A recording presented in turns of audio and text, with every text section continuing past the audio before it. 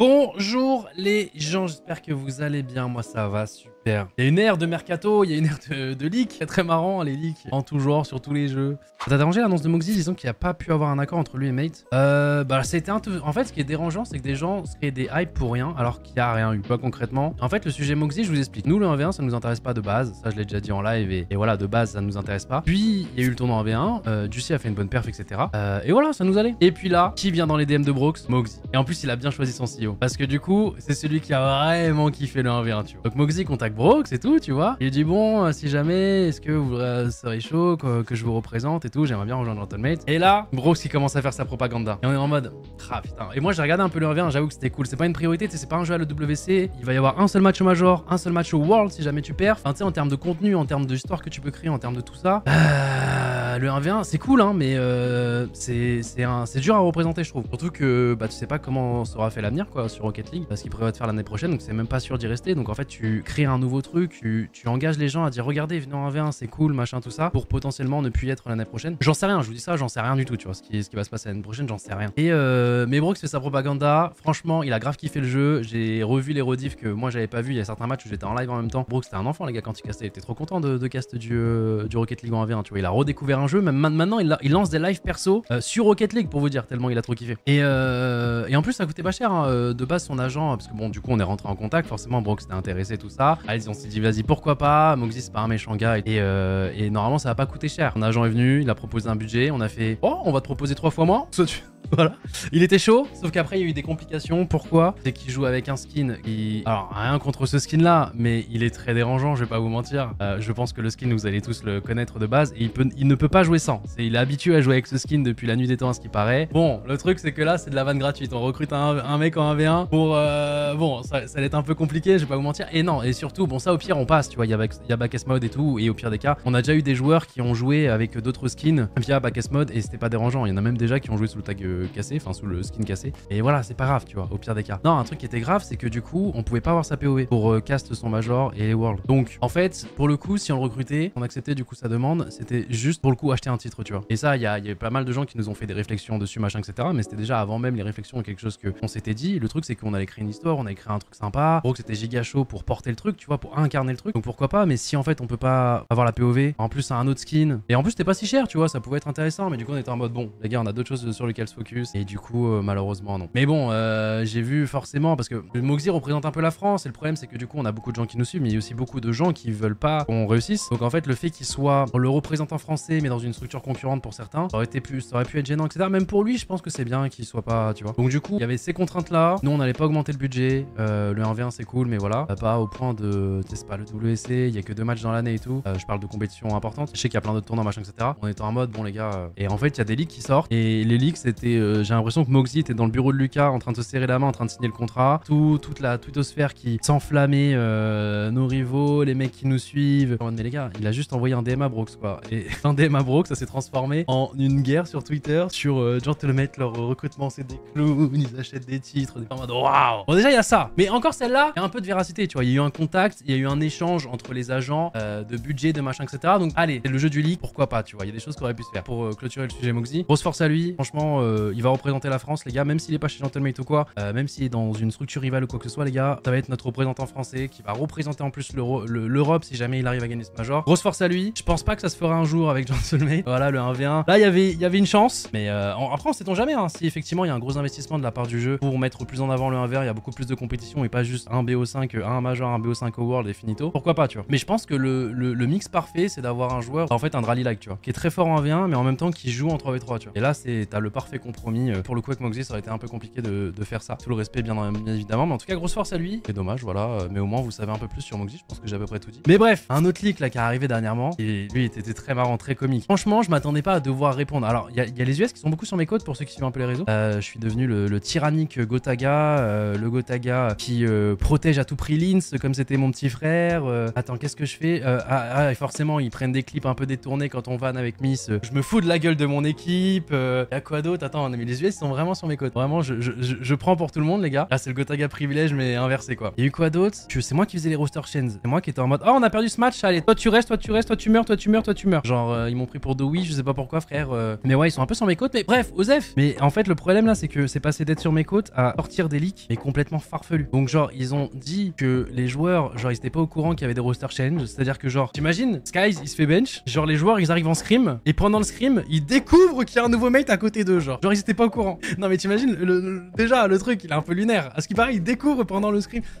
Genre, oh merde, putain, c'est plus Skies. Bah, bienvenue, Lunars. Putain, mais on savait pas, nous. Trop bizarre. Et GG sur le P2 là. C'est cool, putain, j'ai même pas remarqué. Même pas tilt. Bon, ok, c'est que ça, mais ça, c'est pas plus. Ça, c'est pas le plus gros truc. Le plus gros truc, c'est quand même Wheeler sans coach. J'adore Willy. C'est un amour. Mais ça y est, il a fait son temps, comme moi, tu vois, comme Brooks. On a joué un moment, mais on est sûrement des coachs exécrables. Et de nous trois, je pense que Wheeler, c'est le pire. Parce qu'il a pas le profil, c'est pas une histoire d'aura ou quoi que ce soit, mais il a une très bonne vision de jeu au moment où il jouait à Call of Duty, mais le retranscrire à d'autres joueurs, je sais pas s'il serait bon pour ça. Mais en plus de ça, c'est devenu un joueur Valo. En fait, il y a aucune.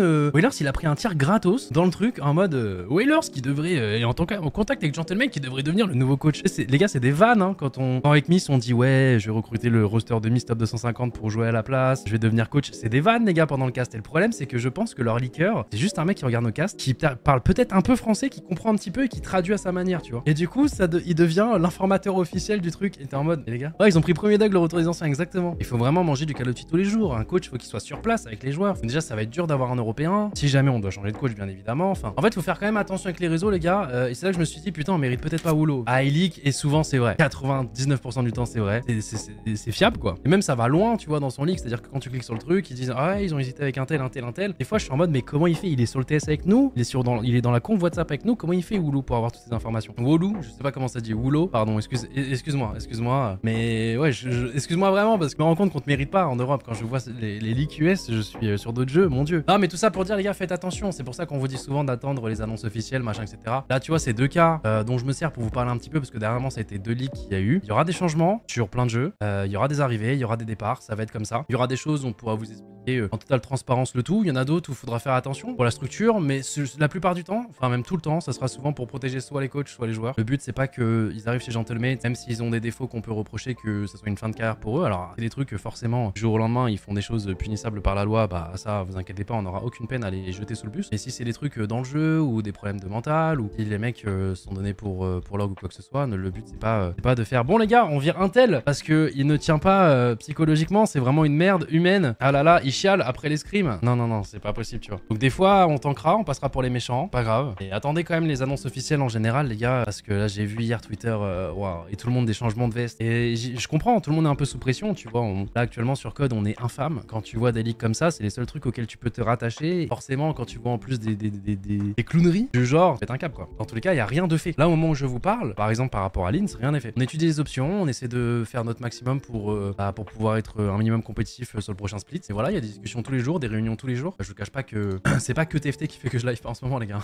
Parce que TFT, je pourrais le live, hein, en vrai. Même hier, les gars, réunion de 2 heures. Tu te projettes peut-être sur un joueur. Au final, ce joueur va là-bas. Donc, en fait, tu dois trouver une nouvelle solution. Et tu passes des calls de 2 heures à refaire le monde et revoir toutes tes options, tous tes machins, quoi. Donc, c'est sûr, à 100%, vous êtes plus sur Rocket League l'année prochaine. C'est impossible de te pré-shot ça maintenant. Nous, ce qu'on voudrait, c'est rester sur Rocket League. Le jeu est trop bien regardé. Nous, surtout qu'on est une espèce de porte vitrine e-sport pour les gens qui ne connaissent pas l'e-sport. Donc, c'est-à-dire que genre, les gens peuvent connaître l'e-sport grâce à nous, surtout grâce à Laura, Squeezie, parce qu'ils touchent énormément de gens en France. Et du coup, après, une fois qu'ils ont vu l'e-sport en mode ah putain, j'avoue que c'est cool, c'est pas mal, bah après, plus tard, ils deviennent fans cassés, ils deviennent fans Solari, ils restent peut-être fans Gentlemate. Et du coup, pour le coup, Rocket League est un jeu vitrine incroyable où genre tu regardes, tu comprends, tu vois. Genre, même si tu n'as jamais joué, même si tu n'as jamais regardé, tu arrives à comprendre la passion, tout, tu vois. Genre, quand tu regardes, t'es en mode tu vas gagner le match. Enfin, même si tu n'as jamais joué, frérot, ça te met des sensations en tant que spectateur que très peu de joueurs arrivent à faire, tu vois. Genre, pour un overtime, on a déjà essayé de demander justement à 100-200 personnes, justement pour un petit truc qui passait justement pendant l'émission. Et vraiment, 80% des gens ne savaient pas ce que c'était l'e-sport. Et je pense qu'à 80%, j'abuse même pas. Faudrait demander à Elise. Peut-être j'abuse un peu. 60%, 70%. Mais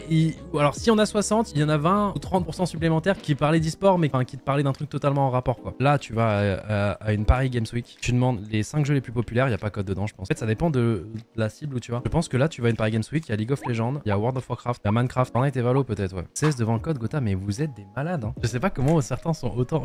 Les gars, vous parle pas de votre cercle d'amis à vous. Je parle là si vous sortez dans la rue. Fais un test. Va dans ta ville, ton village, sors dans la rue et compte le nombre de personnes random à qui tu demandes de te citer un jeu. À la combienième il y en a un qui te cite CS. Rends pas compte, frère. Déjà, ces jeux-là, faut que ce soit des jeux qui soient sur console. Et me parlez pas de CS, le jeu d'arcade qui est sorti à un moment sur Xbox 360. Non. Là, je vous parle pas des jeux les plus méritants ou machin. Là, je vous parle de rayonnance du jeu, à quel point les gens peuvent connaître ou non. Et du coup, quand par exemple tu te lances en e-sport dans ce genre de choses et imaginons que cette personne-là tombe sur ton live, en fait, c'est quand même un jeu vitrine dans le sens où, genre, quand il regarde, il a des repères, il connaît déjà un peu le nom, il connaît machin, et il peut s'intéresser, tu vois. Il y a des jeux, c'est beaucoup plus dur du coup. Il n'y a pas ce côté-là. Il n'y a pas que ça, hein, mais pas mal oublié que l'e-sport reste niche. Mais l'e-sport reste très niche et encore, on a bien step up, hein. Ah, tu sais quoi, j'ai un très bon exemple. Aujourd'hui, j'avais un truc à faire, d'accord? Je suis sorti. Bon, déjà, j'ai pris un Uber Eats le midi. Le livreur arrive. Bon, il me reconnaît, ok? Moment un peu gênant, il me fait ah, tu serais pas Gotaga, machin, tout ça, ok, oui, voilà. Le petit moment gênant, c'est pas grave, ça arrive. Donc je récupère ma commande et il me dit je kiffe trop tes vidéos Fortnite, ok?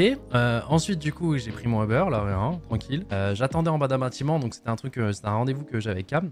Et vu que moi je vapote, je reste à l'extérieur et tout. Donc là, il y a une jeune qui vient, qui me reconnaît aussi, et elle me parle de Fortnite. En fait, c'est marrant de voir à quel point les générations, tu les as touchées d'une manière différente. Le soir, je suis pas rentré avec Cam, je suis rentré tout seul. Je suis rentré du coup en Uber. Et là, le chauffeur d'Uber m'a reconnu et m'a parlé de Call of Duty. On m'a parlé de 3 jeux différents, ça m'a fumé. C'était. Enfin, de 3 aires différentes. Parce que du coup, non, parce qu'il y a Fortnite. En fait, c'est ouf. Parce que même le mec qui me livre, il avait l'air d'avoir quand même la vingtaine. Tu vois, ça se voit que, genre, tout ce que j'ai fait après Fortnite, il a rien su. Il a rien calé. Et imagine.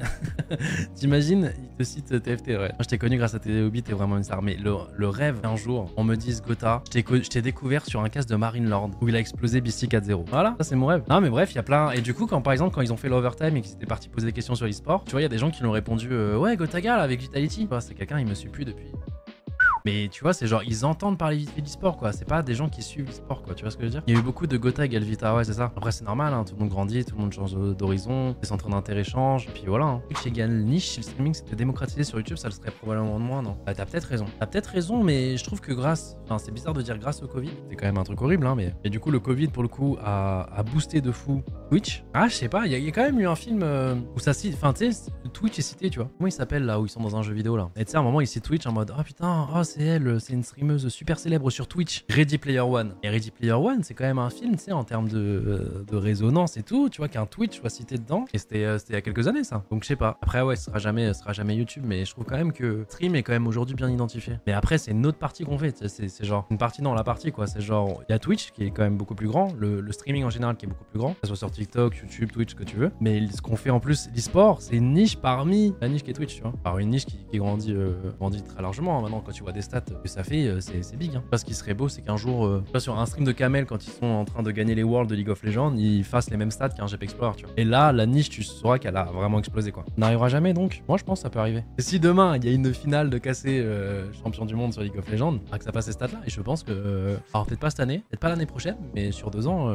Alors là, je parle pas de niveau, je parle de. Si un jour tu peux avoir ce genre de stats, je pense qu'il y a un monde. Hein. Déjà, quand tu vois les stats, à quel point elles ont monté d'année en année, vous vous rendez pas compte, les gars. Maintenant, on banalise le fait que. Oh là là, petit régional, les gars, sur Rocket League. Allez, petit régional. 60 000 ici, 60 000 là-bas. On est compte ou pas? Ah, en plus, 30 000 sur Rocket Baguette. Alors après, c'est beaucoup de français, mais tu sais, c'est là où tu vois par exemple à quel point tu touches et c'est énorme. Un Major CS, on va mettre du temps, je pense, avant qu'un Major CS fasse ses stats. Je parle sur un stream, un co-stream ou genre que les Français réunissent autant, je pense. Ah, le jeu qui a le plus de chances d'y arriver, je pense, c'est League of Legends. Déjà, à l'heure actuelle, je pense qu'ACS, s'ils font une finale de World, ça tape les 600K. Je pense aussi, clairement. Au vu des stats qu'ils arrivaient à faire à midi en pleine semaine, je pense totalement, les gars. Et c'est pour ça, vous sous-estimez trop les trucs et je pense vraiment que, en tout cas, l'e-sport actuellement continue de monter. Et tout le monde fait un peu plus d'efforts au quotidien pour démocratiser le truc, tu vois. Donc c'est cool, c'est un effet boule de neige.